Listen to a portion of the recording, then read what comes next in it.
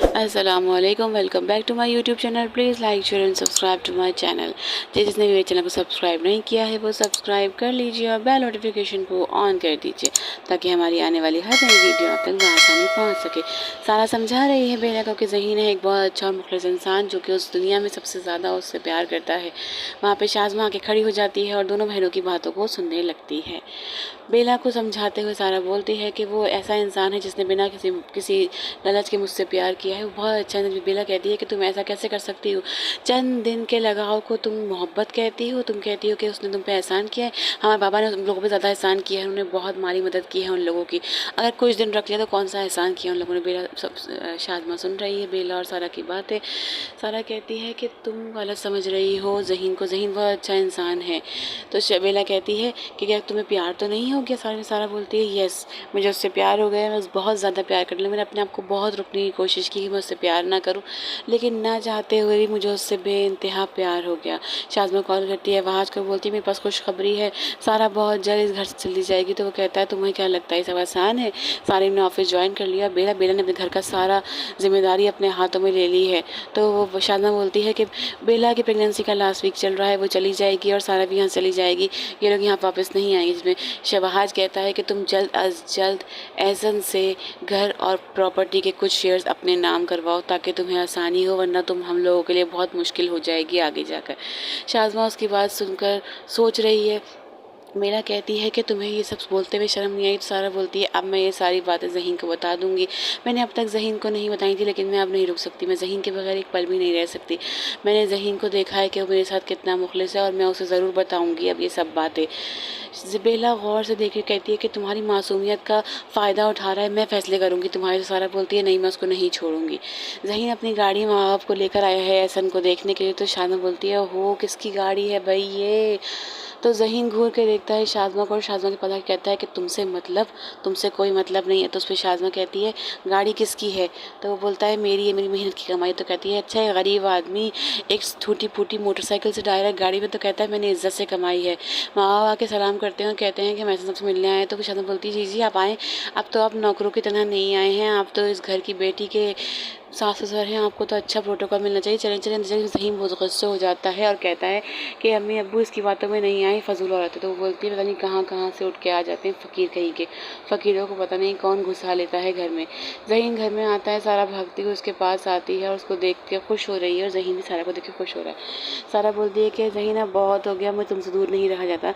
इस पर ज़हीन बोलता है कि इसलिए तो मैं आया हूँ आपको ले जाने, मैं आपको यहाँ से ले जाऊँगा। सारा बोलती है मैं आपके साथ चलने को तैयार हूँ। ज़हीन बोलता है मेरे छोटे से घर में रह लेंगी आप। तो कहती है बिल्कुल, तुम्हारे छोटे से घर ने मुझे सिखाया है कि घर में रहना क्या होता है, घर की इज्जत क्या होती है, मैं तुमसे तुम्हारे साथ रहना चाहती हूँ। जिस पर ज़हीन खुश हो रहा होता है। तो कहती है मैं तुम्हारी बहुत इज्जत करती हूँ, तुम ही हो इस दुनिया में जिसने सबसे ज़्यादा मुझ पर भरोसा किया है, जिसने मेरी हर चीज़ को सराहा है। वो सब बातें कर रही होती, माँ बाप वहीं पर आ जाते हैं, माँ बड़ी खुश हो रही होती है बात सुन के। सारा बोलती है कि मैंने आप लोगों को बहुत मिस किया, आए मैं आपको डैड से मिलवाती हूँ, क्योंकि वो लोग मिलने आए हैं एहसन से। तो सारा उन लोगों को एहसन के पास लेकर जाती है। आरोबी हो रहा है परेशान, कहता है कि मेरी प्लानिंग सारी चौपट हो गई, एहसन साहब के एक्सीडेंट ने सब कुछ ख़राब कर दिया, बिस्तर पर हम कुछ नहीं कर सकते। तो माँ बोलती है बेटा सारा के मामले में तुम्हारी किस्मत बहुत ख़राब, पहले भी तुमने कोशिश की थी लेकिन अब। तो वो कहता है अब मैं अपने हाथ से अपना फ्यूचर ख़राब नहीं करूँगा, अब आप मेरी मदद करेंगी, हम उनके घर जाएंगे आयादत के लिए और आप मेरा पूरा साथ देंगी। यहाँ पे बेला की सास समझा रही है कि शाज़मा कैसी, समझने की कोशिश कर रही है कि शाज़मा कैसी लड़की है, कि शाज़मा की वजह से हुआ सारा नुकसान। तो बेला कहती है कि जी मॉम सब कुछ बेला की वजह से हुआ। सारिम भी कहता है सब बेला ही कर रही, शाज़मा ही कर रही है, शाज़मा की वजह से ही सब कुछ हो रहा है। शाज़मा वहाँ खड़ी सुन रही होती है। तो वो सास बोलती है कि तुम लोगों को शाज़मा से बच के रहना होगा, वो बहुत ही शातिर औरत है, वो कुछ भी कर सकती है। इतने में अंदर से आती है बेला। शाज़मा कहती है कि एहसन के दो दामाद हैं, शायद आप भूल रही हैं कि दूसरी बेटी ने भी कोर्ट मैरिज करी थी, उसका भी शौहर है। तो एकदम सब खड़े होते हैं। तो सारिम उसकी शक्ल देख रहा है लेकिन वो चुप नहीं हो रही। तो कहती है कि वो दामाद भी तो है जो अब घर दामाद बनने वाला है बहुत जल्द। जैसे बेला कहती है खामोश रहो, तो तुम्हें कोई हक नहीं पहुंचता है सब बोलने का, मेरी बहन बहुत जल्दी उससे डिवोर्स ले लेगी, वापस नहीं जाएगी। सारा घूरती है बेला को कि बेला ने उससे बिना पूछे ये बात बोली कैसे, क्योंकि सारा ज़हीन के साथ जाना चाहती है और वो ज़हीन के साथ ही खुश रहेगी। एहसन को ज़बरदस्ती गोली खिलाने की कोशिश कर रहा होता है जिसको रखा है शाज़मा, लेकिन वो नहीं खाता। शाज़मा आती है, गोली निकाल के ज़बरदस्ती एहसन के मुँह ठूसती है और कहती है खाओ इसे, खाओ निकलो। और कहती है कि जो ये कहता है शराफत से मान लो वरना मैं तुम्हें मार दूंगी, जिंदा रहना चाहते हो ना, मैं कुछ दिनों में तुम्हारी ज़िंदगी की वो हालत कर दूँगी कि तुम खुद मुझसे अपनी ज़िंदगी की भीख मांगोगे, तुम खुद मुझसे मौत मांगोगे। ज़हीन अपने दोस्त से मिलने जाता है यावर से, यावर और ज़हीन बातें कर रहे होते हैं। तो यावर कहता है कि देख, अगर तेरी मोहब्बत सच्ची है तो अल्लाह पाक तुझसे तेरी मोहब्बत को कभी दूर नहीं करेगा, तुझे तेरी मोहब्बत मिल जाएगी। ज़हीन बोलता है मैंने दुनिया में सिर्फ एक ही शख्स से प्यार किया, वो है सारा।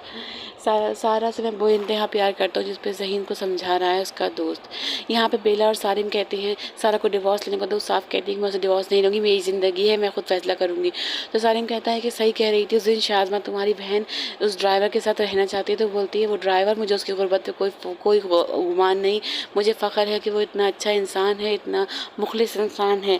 पैसा नहीं तो क्या हुआ, कम से कम मुझसे प्यार तो करता, और ये मेरी ज़िंदगी का आखिरी फैसला है, आप लोग इसे मत बोले। सारिम और बेला वहीं खड़े होते हैं, तो नौकरानी जाके बोलती है कि रोमियो और उसकी अम्मी आई, जिसमें सारिम नीचे जाके उन्हें बिठाता है। तो बेला सारा उनकी बहुत बेइज्जती करती है कि यहाँ आने की ज़रूरत क्या है, निकल जाओ, तुम लोग बहुत लालची लोग हो, बहुत खुददार लोग हो, निकल जाओ यहाँ से, खुददारी तो तुम्हारे पास ज़रा सी भी नहीं है। सारिम बोलता है कि घर में मांग से ऐसा करते हैं। तो सारा बोलती है आप नहीं जानते इन लोगों को, ये लोग कितने लालची और ख़ुद गर्ज लोग हैं, ऐसे खुद गर्ज लोग मेरे घर में नहीं आ सकते। वो कहता है रोमी कि तुम मुझे गलत समझ रही हो, मैंने ऐसा कुछ नहीं किया, मैं तुम्हें सब बहुत प्यार करता हूँ। मॉम आप ही कुछ समझाइए, आप ही बोलिए सारा को।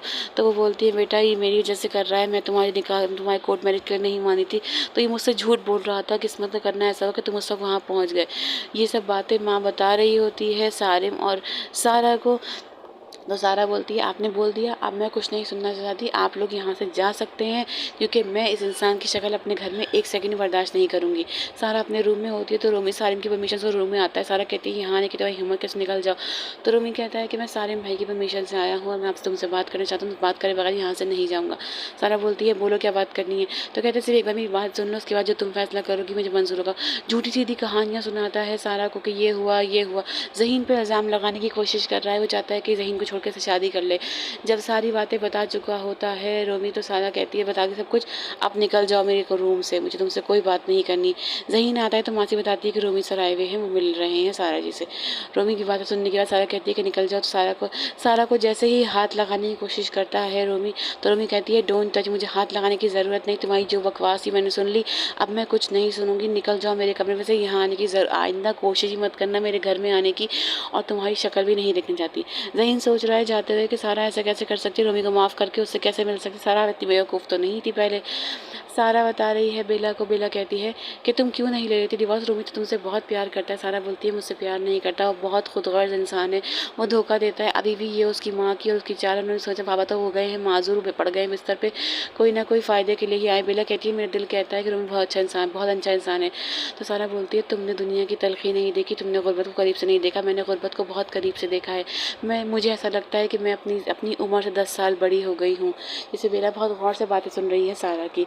मैं अपनी ज़िंदगी को बहुत अच्छी तरह समझने लगी हूँ, मैं लोगों को परखने लगी हूँ। मुझे समझ में आता है कि रोमी अब क्या चाहता है। रोमी और रोमी की माँ कोई ना कोई चाल चल रही है, और मैं आपकी दफ़ा उनके चाल में कामयाब नहीं हूँ।